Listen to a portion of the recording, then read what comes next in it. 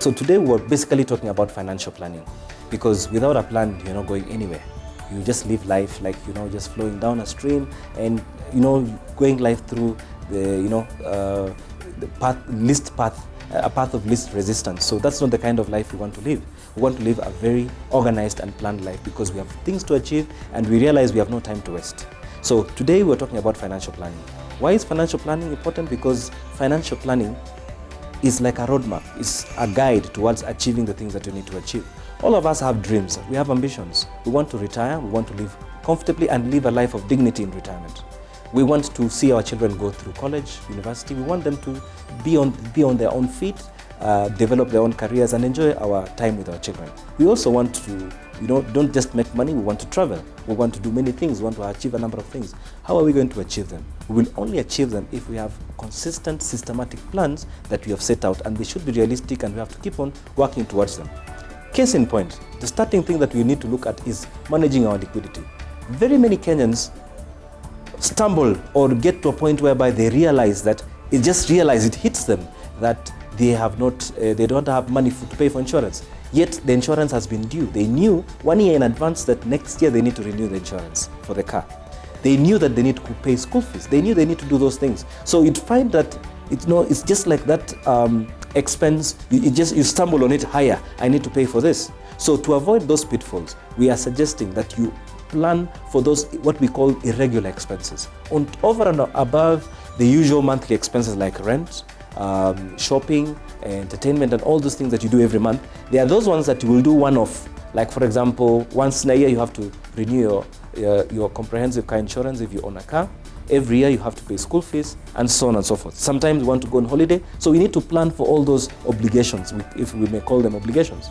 And if you don't have any other source of income other than your salary, we're suggesting just add them up, divide it equally across the months, and you will realize that is the amount of money you need to put aside to achieve those anticipated expenditure over and above the usual expenses. Many Kenyans don't have something that we'll call an emergency fund. There are very many emergencies that occur. For example, medical issues that occur that may be over and above the medical scheme that you belong to, or maybe even you don't belong to any scheme. So you need money to sort you out in such circumstances. So if you don't have an emergency fund, don't feel too bad about it, but I think it's good time to start actually putting aside money for that emergency fund. For example, if your lifestyle is 50,000 shillings a month, ideally you should be having about 300,000 saved somewhere as emergency in case you lose your job. You can at least survive for 6 months before you can hopefully get another job. So we are saying at least 6 times your monthly requirement or monthly salary. So you can actually decide to give yourself a timeline and say you give yourself 3 years, 4 years to save. So if you're looking at 300,000, then you can give yourself maybe 3 years, and you can say every year I will save 100,000 towards my emergency fund. And then retirement. How do we plan to live during our retirement? Many people think that their children will take care of them when they are old. That used to happen in the past, but right now we are not sure. We don't even know that our children will be able to take care of us, depending on the way things are going.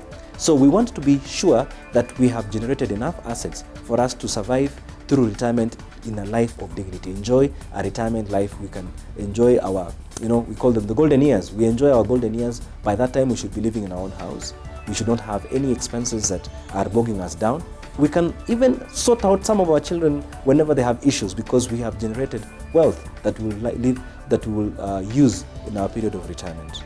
So how does all these things come together? They come together, all these goals, they come together neatly in a document called a financial plan. So what's a financial plan? Financial plan is where we just identify the goals.